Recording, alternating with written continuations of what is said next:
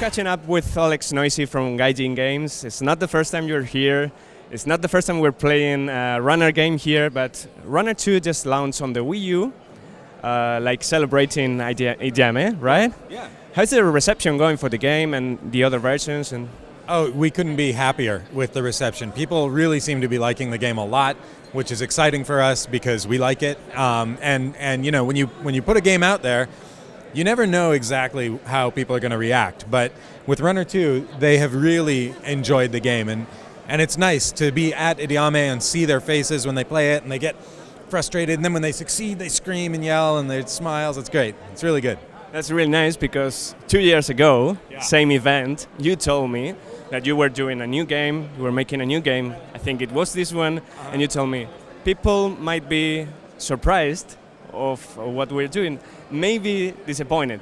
That happened, or? So the reason I probably said that was because we changed the art style a lot, right? And at first, people were like, they thought they were going to be disappointed, and they were like, the new art style sucks, you guys should have done more retro, you know, and all that. But the thing is that the moment that anyone plays it, and even like when they see it in action, they really start to understand why we went with this new art style. It pertains to the story. It also is just more, you know, visually fresh. It's doing the same art style over and over and over again kind of gets repetitive and boring, even to the player, I think. And so they may not have known that they wanted this, but I think they actually did want it. And I know that we wanted it. So it was like, after people play it and they like it, it's good to see that they can accept the new way, which is good. Yeah. So now the formula is proven, and Beat Trip is not just a Runner, it's a Sega. Yeah. Are you thinking about applying the same new style, the same sequel type to other Beat Trip titles? No, we don't have any plans to do that right now. We have thought about continuing the Beat Trip series. Like the first 6 games, those are done. So anything else we do will be a side story or something like this, you know, or a smaller, more like arcadey kind of a thing. But we're going to move on to something new after this. But before we move on to something new, we're going to bring Runner 2 to all kinds of different platforms. So we've got a lot more Runner 2 work ahead of us. And then also, I wouldn't be surprised if you see some new content, some new downloadable content for Runner 2 in the future. Okay. Yeah. Nice to hear. So in this kind of games, Beat Trip Saga in general, precision and time of reaction is crucial for success. I've been having some problems with input lag in some consoles, and what do you think of that aspect, and how it affects your games, and how can you fix it? Or? Yeah. Well, the interesting thing about that is that most modern TVs these days have like a game mode, you know, and we have noticed input lag on like the movie mode or the sports mode or whatever they are. But when you switch it to game mode, it usually clears up the input lag like 90% of the time. So it's not a huge deal for our game, but for a while we were concerned about it, and we were thinking of having, you know, like a calibration screen. Guitar Hero. Yeah, like a Guitar Hero thing. But in the end, what we realized about our game is even if it's off a little bit, it's consistently off. So you can play it still, and it still is to the beat of the music, and it's great. You're just like 2 frames behind or ahead or whatever, and that only happens for about 10% of the people. So But then you die. Well, only a few times at first, and then you get the hang of it. Yeah. So it really wasn't a big issue for this game.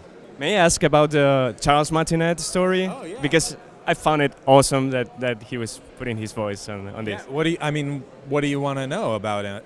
I mean, it's pretty special to have it here. Yeah. How was it in general? Yeah, so Charles, we've known Charles for a few years, you know, because we kind of run in the same circles, you know, knowing Nintendo and all that.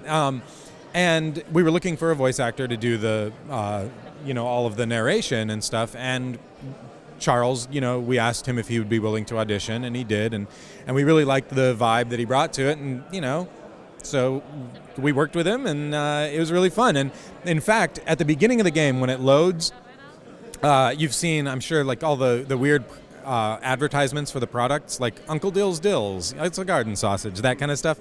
So he actually like freestyled and ad-libbed a few of those and made a couple of them up himself, and that was really fun to sit there and work with him. He's the nicest man, just such a sweetheart. Yeah. And iDÉAME is special for you. It's clear. It's I think third year. Yeah, this is my third you've been iDÉAME. Third. Yeah. And this year you're participating in a panel about sequels. Mm-hmm.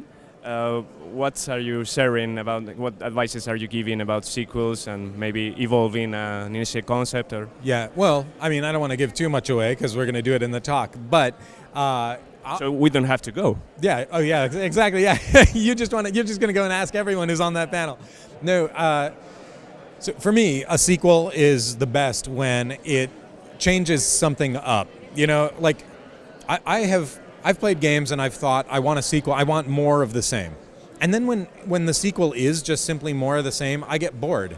And I find that I think I want more of the same, but I actually don't. I want something that's similar and that is, you know, has the same soul, but I want it to be slightly different and, you know, and unique in a way. And so that's going to be like the primary thing that I'm going to be talking about is like, not to make this answer the longest answer on earth, but with the original Bit Trip saga, there was, you know, the 6 games. And so those were sequels of one another, but each one was entirely different from the last. And we did that same thing with Runner 2, where we wanted it to be a runner game, but we wanted it to be very different from Runner 1. And I think that really helps the game be a success, because it's always fresh. So that's my big thing I'm going to talk about tomorrow.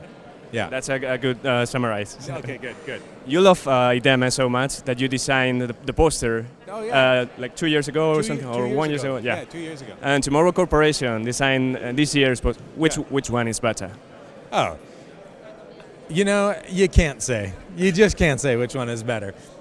Let's see. I think I personally like the one that we did better, but that's my own personal taste. The one from Tomorrow Corporation is super cute. You know, I love all the googly eyeballs and the creepy squirrel and all that. It's awesome. And Kyle's art is so unique and whimsical and fun. And then ours, it's really interesting. Well, I find it interesting. The poster that we did is the entire Bit Trip saga wrapped up in one image. And Mike, the other co-founder of Gaijin Games, he made that image. And we sat there and we looked at it together and we talked about it and like how deep it is, and it basically like gets to the core of Commander Video's soul in that one image, and all the different games are represented in it.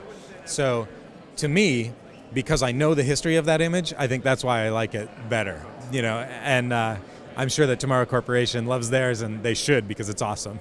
Nice. May I close with a more personal one? Sure. What do you think about the LucasArts news? Oh, the LucasArts news? I think I would have done the same thing if I were Disney. And I think it's kind of sad because I had a lot of friends who worked there. I worked there. That was my first job in the industry, was at LucasArts. And so it's a little bit sad. But at the same time, I think the game industry is changing so much. And to have a studio of that size underneath this umbrella of Disney, I think it makes more sense for Disney to close it. So it was a weird feeling I got when they closed it, because I kind of saw it coming. I thought they would, but at the same time, it's like, man, all of those memories, and like I think about all of the posters hanging in the halls and all that stuff, and I'm like, who gets those? Like I want some of those, you know, but obviously I'm never gonna get them. But where does all that stuff go? You know, like I worked on Gladius for 3 years, and there was just stacks of concept art that was just beautiful stuff. And when I left, I was tempted to just like steal some of it, right? But I didn't. And now I'm wondering if maybe I should have just taken some, because is it going to go into a shredder? I don't know. So it's a little bit sad. Sad story. It's a lot of potential lost, but at the same time, it's a lot of new people in the industry looking for jobs. So all those talented people will be, you know, doing new things, which I think is cool. Okay, thank you very much for your time. Yeah. Looking forward to Runner 2 DLC, and looking forward also to whatever other nonsense we dream up. I hope you play and look at with an open mind, and you know, I hope you enjoy it. Yeah. Thank you, Alex. Thank you very much.